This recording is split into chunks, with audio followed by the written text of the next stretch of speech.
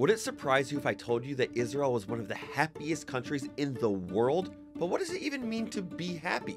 Philosophers have been debating the topic for centuries, and while we still don't have a concrete answer, most agree that maintaining good health, a baseline level of wealth, friends, and social support, and basically anything that enriches human life are the keys to happiness. According to the World Happiness Report, released this past Monday, Israel is the 4th happiest country in the world, just behind Finland, Denmark, and Iceland.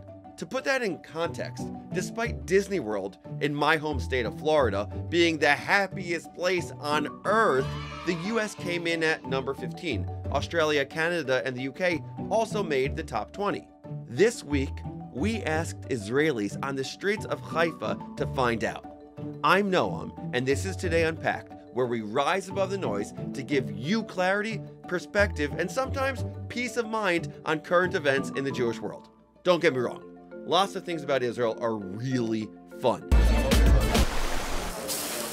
But if you've been to Israel for an extended period of time, you've probably experienced this. The attack took place in Tel Aviv. To understand why Israelis are the 4th happiest people in the world, we need to start with the definition of happiness, at least according to the creators of the World Happiness Report.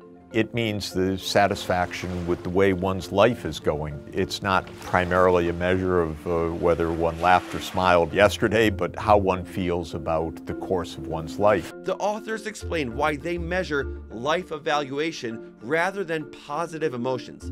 Life evaluations provide the most informative measure for international comparisons because they capture quality of life in a more complete and stable way than do emotional reports based on daily experiences.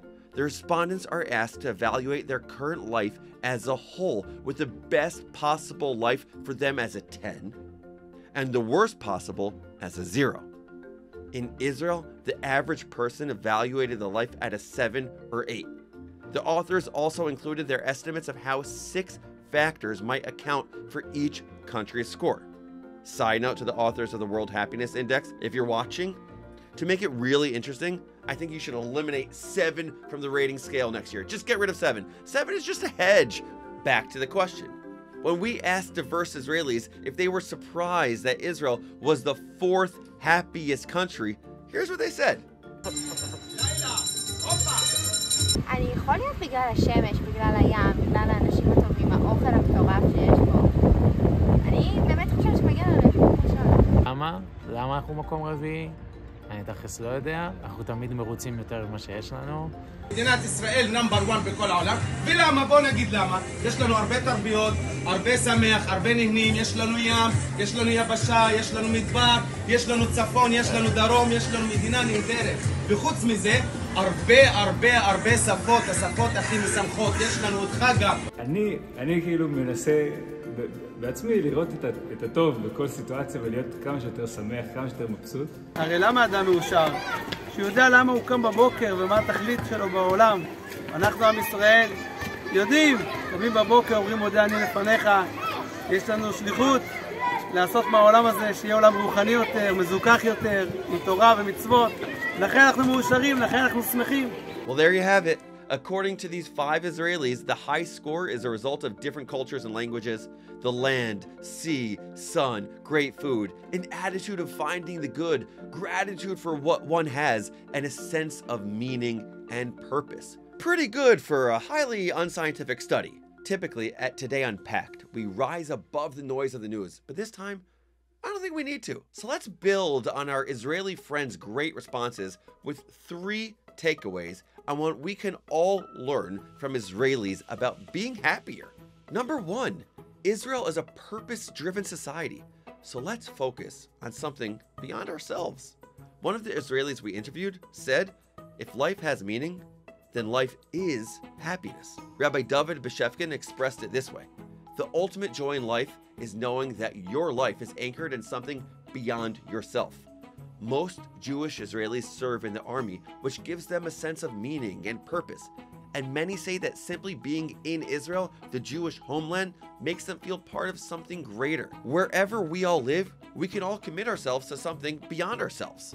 Number 2, Israel is a social, communally oriented society, so let's prioritize our relationships. The number one predictor of happiness on a national level, relationships, social support. You find, for example, in Denmark, 93% of Danes are members of social clubs, active members of social clubs. So community there is important, and that explains happiness levels.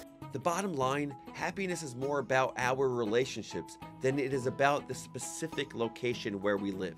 And number 3, incorporate Hygge into your life. As someone who identifies as a loud introvert, I think this is a new term I came up with, maybe not. I love this concept. Hygge is a Danish word for high quality social interactions in a cozy or comfortable environment. A cup of coffee with a friend in front of a fireplace might qualify, as could a summer picnic in the park. A family might have a Hygge evening that entails board games and treats, or friends might get together for a casual dinner with dim lighting, good food, and easygoing fun.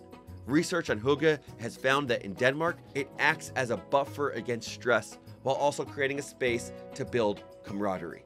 Here's my takeaway. If people added a little more Hygge into their lives, it wouldn't make all of our problems go away, but it would make the world a happier place.